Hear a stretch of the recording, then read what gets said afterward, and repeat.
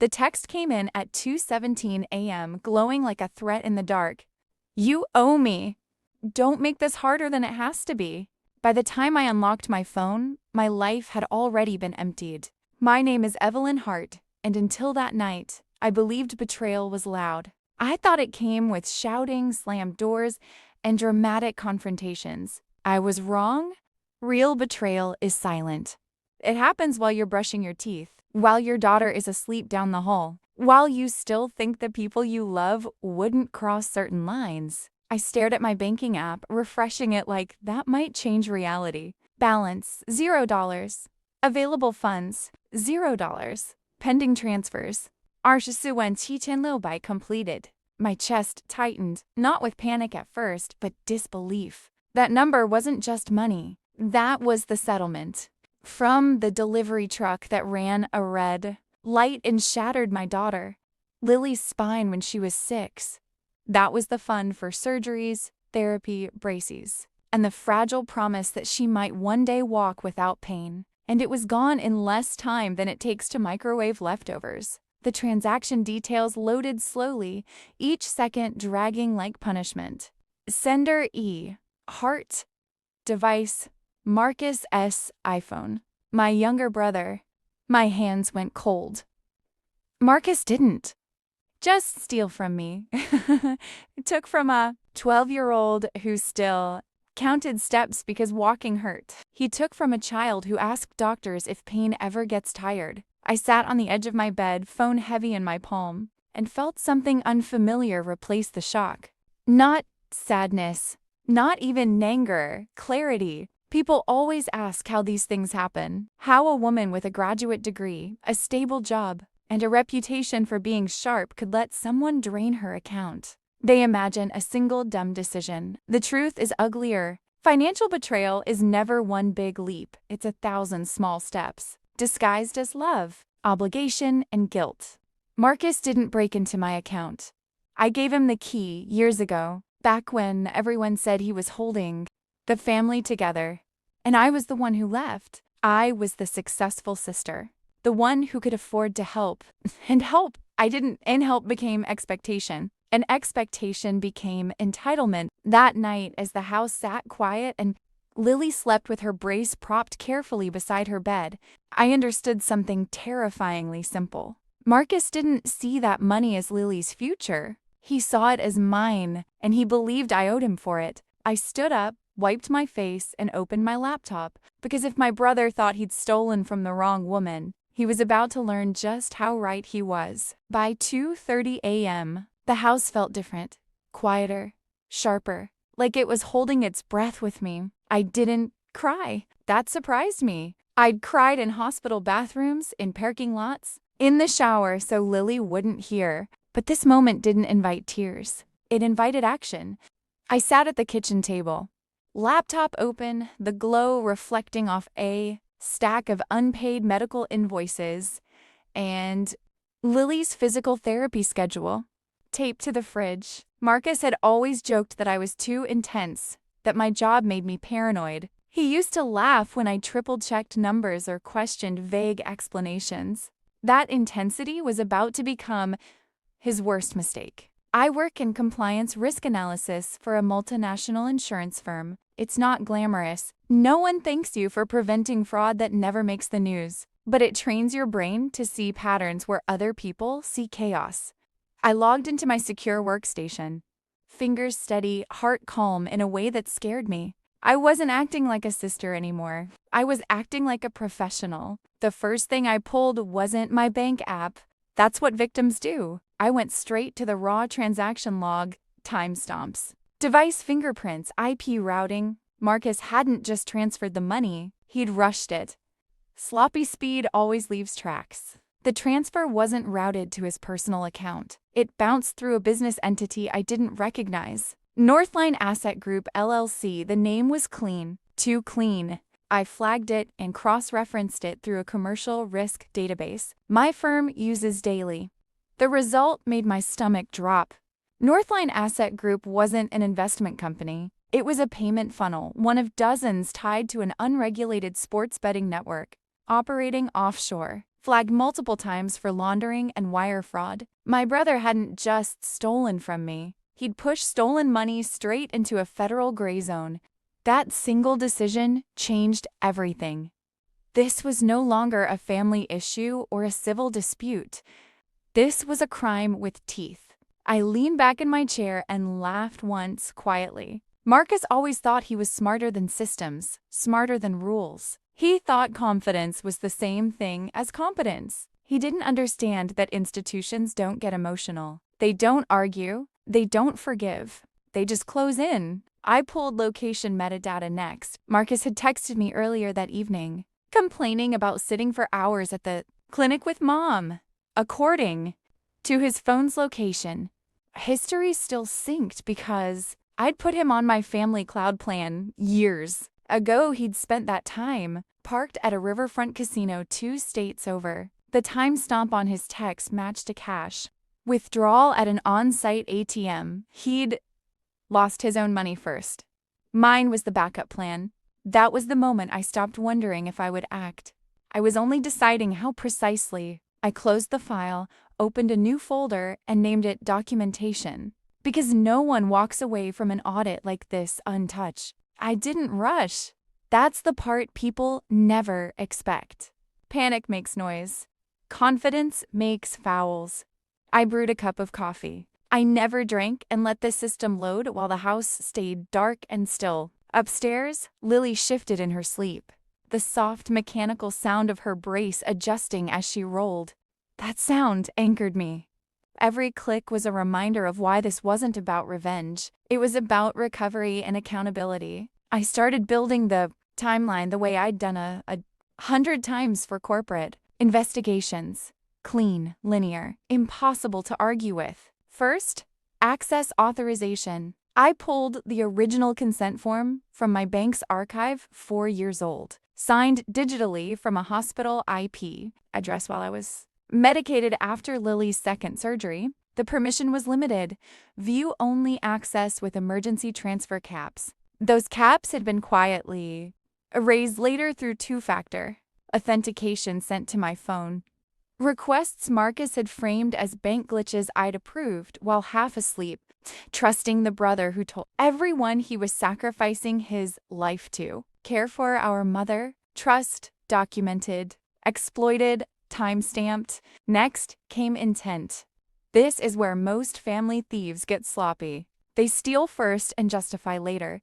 Marcus did the opposite. I pulled text messages, emails, voice notes, anything with tone, implication, expectation. And there it was, buried in a months-old thread. I'd barely noticed at the time. You don't even need all that money right now. Lily's surgery isn't until next year. Let it work for you, or for us. At the time, I'd read it as ignorance. Now it read like a plan rehearsed out loud. At Sandy and Sharfin, AM. I opened the compliance portal used to flag high-risk financial activity. Normally, reports like this go through 3 layers of review, polite emails, and legal hedging. But when you attach a flagged entity, a vulnerable minor, and interstate wire transfers, the system stops being patient. I filled in every field slowly, carefully, attaching documentation like I was laying bricks. Transaction IDs, shell company profile, device confirmation, prior patterns, risk escalation, severe. When I hit submit, there was no dramatic sound, no alert, just a small confirmation box that said, report received. That was enough. Systems don't threaten. They observe. My phone buzzed less than 8 minutes later. Marcus's name lit up the screen. I didn't answer. I wanted the first words he spoke. To me, next to be chosen carefully. And under pressure. The phone buzzed again. Then again. By the 4th call, I could imagine his face. Confused first, then angry, then afraid. Fear always arrives late for people like him. I stood, locked a laptop, and walked upstairs to Lily's room. I watched her sleep for a moment longer than necessary. Then I whispered, "I've got you," even though she couldn't hear me. Because by the time Marcus understood what was happening, it would already be too late to stop it. Marcus arrived just after dawn. when the sky was that dull gray that makes everything look unfinished. I knew it was him before the knock. There was no patience in it, only force. The door rattled like it had offended him.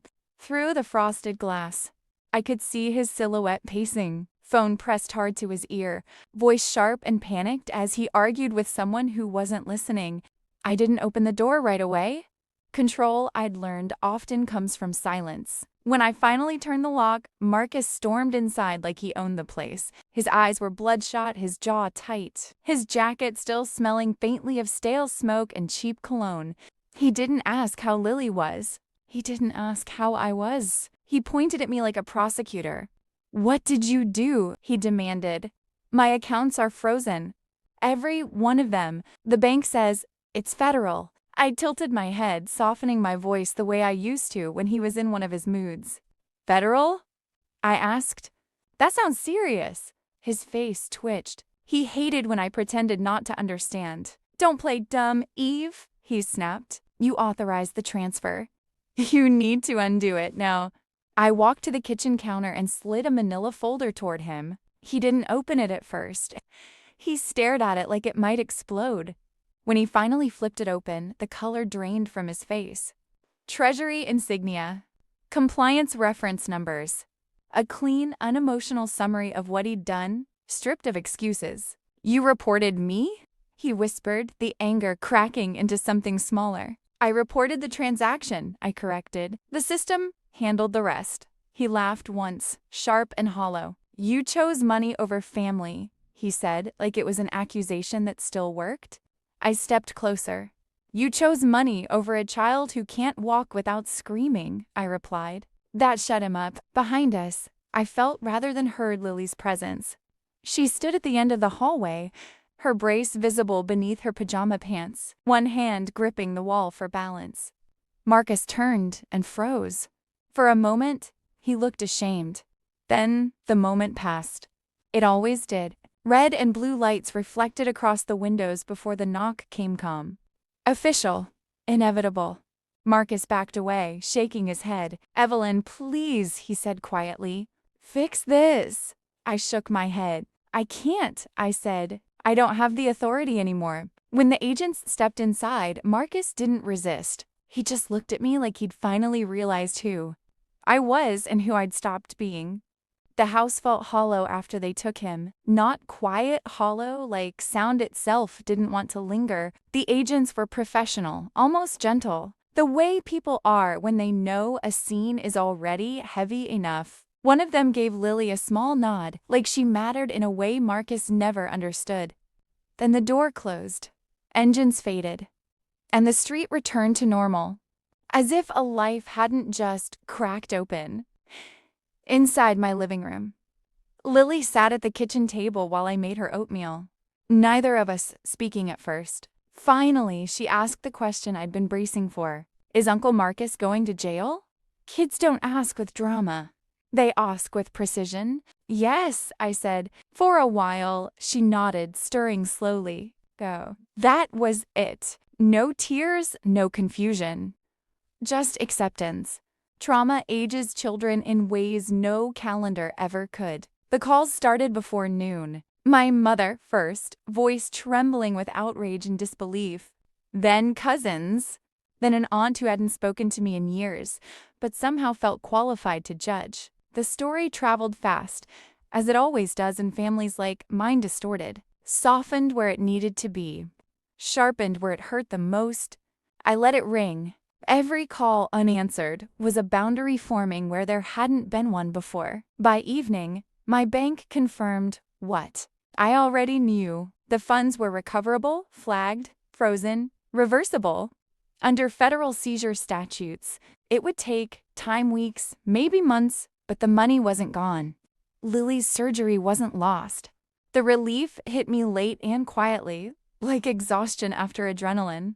I sat on the edge of her bed that night and watched her line up her stuffed animals the way she always did before sleep, each one placed with care. Control, again. Even kids know when they need it most. I didn't feel victorious. That surprised me. There was no triumph in watching your own brother dismantle himself. What I felt instead was clean, unburdened, like I'd finally put down a weight I'd been carrying so long I'd forgotten it wasn't mine. The case moved quickly after that. Too much evidence. Too many digital fingerprints. Marcus tried to argue that the money was shared that I'd owed him for years. The messages didn't agree. The metadata didn't care. Intent doesn't hide well from systems designed to find it. Weeks later, Lily took her first unassisted steps across a therapy room. Gritting her teeth, sweat on her forehead, determination blazing in her eyes. I cried then, not from pain, but from release. From knowing that protecting her future had cost me a past that was already rotten at the roots. People still ask if I regret it, if I miss my brother. I miss the idea of him, the version that never existed. What I don't miss is the silence that demanded payment. I don't miss confusing endurance with love. Sometimes, survival doesn't look like forgiveness. Sometimes, it looks like choosing your child and letting the rest fall away. The trial never became public in the way people imagine. There were no headlines with my face blurred out, no dramatic courtroom speeches designed for television. Cases like Marcus's don't need spectacle. They move through quiet hallways, sealed filings, and conference rooms where facts do the talking. I testified once, briefly, not as a sister, but as an account holder, as a guardian, as a mother. The judge didn't ask me how it felt. He asked me what I could prove, and I proved everything. Marcus took a plea deal. When your options narrow to some, control or none at all, even the loudest people learn to whisper. He avoided trial, but not consequences. Years, more than he expected, fewer than he deserved. When the sentence was read, he looked back at me, searching my face for something else, maybe, or mercy. I gave him neither. Closure is overrated when clarity does the job better. The funds were released 3 months later. Not all at once, but enough. Enough for surgery. Enough for rehab. Enough to let Lily dream again without calculating pain. I remember signing the final authorization form at the hospital. My hand steady, my name clear. This time, I didn't apologize to anyone for having what my daughter needed. Recovery is not a straight line. Lily still has bad days. She still wakes up, sore, frustrated, angry at a body that betrayed her before she even had a chance to trust it. But she runs now. Not fast, not far, but freely. The first time she did, across a park with uneven grass and no handhold. She laughed so hard she fell and then laughed even harder getting back up. That sound rewired something in me. Family gatherings changed. Some bridges burned themselves. Others revealed they'd never been anchored properly to begin with. I learned which relationships were built on access and which were built on care. The difference is brutal, but efficient. I still work in risk analysis. I'm still the woman people describe as intense. I've stopped correcting them. Intensity, I've learned, is just focus paired with boundaries. It's what keeps predators uncomfortable and children safe. Sometimes, late at night, I think about how close I came to losing everything, not just the money, but my sense of self, how Isley guilt could have rewritten the ending. And I think about Lily, asleep down the hall, brace discarded in a corner like a relic of a life we outgrew. Silence, I've learned, isn't emptiness. Peace. After you stop paying for noise. Time did what it always does after a catastrophe. It normalized the aftermath. Court dates turned into memories. Legal language softened into past tense. Marcus became a name people spoke carefully, like a cracked plate no one wanted to throw away, but no longer used. For Lily and me, life didn't return to what it was. It evolved into something leaner, quieter, and far more honest. I moved us. Not far, just enough. A different neighborhood, different routines. Fewer ghosts hiding in familiar corners. Lily started middle school with a confidence that surprised her teachers and confused her peers. Pain teaches focus. She learned early how to read rooms, how to measure effort, how to conserve energy for what mattered. She also learned something far more important. That safety doesn't come from proximity. It comes from protection. I stopped explaining myself. That was the biggest change. No more long justifications. No more rehearsed defenses. When relatives asked why I'd gone nuclear, I said, because it worked, and let the silence do the rest. You can't argue with outcomes when a child stands in front of you, walking. One afternoon, years later, Lily asked me if I hated her uncle. I thought about it carefully before answering. No, I said. I understand him, she frowned. Isn't that worse? I smiled, sometimes. But understanding means I won't repeat the mistake. The truth is, betrayal doesn't break you all at once. It erodes you slowly, convincing you that tolerance is virtue and endurance is love. The moment you stop confusing the two, everything changes. I didn't become cruel. I became accurate. Marcus wrote once from prison, a long letter, apologies tangled with excuses, self-pity stitched to moments of almost clarity. I read it once, folded it neatly, and filed it away with the rest of the documents from that year. Not because I planned to respond, but because it belonged where it couldn't hurt us anymore. Lily keeps her old brace in her closet. She says it reminds her of how strong she is. I let her. Strength should be remembered, not erased. If there's a lesson here, it isn't about money or law or even family. It's about thresholds. The moment you decide what you will no longer tolerate, your life reorganizes itself around that decision. Mine did, and it never asked for permission. There's a strange thing that happens when you stop being useful to people who only valued you for what you provided. They don't miss you, they miss the access. When I cut that off, the silence from certain corners of my family was immediate and complete. No holiday invites. No just checking in texts. At first, I wondered if I'd feel lonely. Instead, I felt lighter, like I'd finally closed a door that had been letting cold air into the house for years. Lily noticed the change before I did. It's calmer, she said one night as we sat on the couch, her legs tucked beneath her, homework forgotten for once. No one's mad anymore. She was right. The chaos had never been random. It had always come from the same source, recycled through different voices. Once it was gone, peace moved in quietly, like it had been waiting its turn. I started volunteering at the rehabilitation center where Lily had learned to walk again. Not as a hero, not as a cautionary tale, just as a woman who knew how isolating recovery could feel. Other parents would ask how I stayed so composed. I never told them the full story. I just said, I stopped negotiating with fear. That usually made sense. To the ones who needed it, Marcus faded into the background of our lives. Not because I forced him there, but because relevance is earned, not inherited. His name still appears on paperwork sometimes, in the way old mistakes linger in databases long after they've been resolved. But emotionally, he's static. Closed. Lily is taller now, stronger. She runs track not competitively, just for herself. Every step is intentional. Every finish line, hers. She doesn't remember the pain the way I do. She remembers the fight. I'm grateful for that. I used to believe being a good person meant absorbing harm quietly. I know better now. Goodness without boundaries isn't kindness, it's surrender. And surrender helps no one, especially children watching you decide what love looks like. If you're waiting for permission to protect yourself, this is it. You don't owe anyone access to your future. Not because of blood, not because of history, not because they've trained you to confuse guilt with responsibility. Some endings don't need forgiveness. They need distance. Years from now, people will remember this story differently than it happened. They'll smooth the edges, soften the motives, turn it into something more comfortable to digest. They'll say it was a misunderstanding that got out of hand, or a family conflict. That went too far.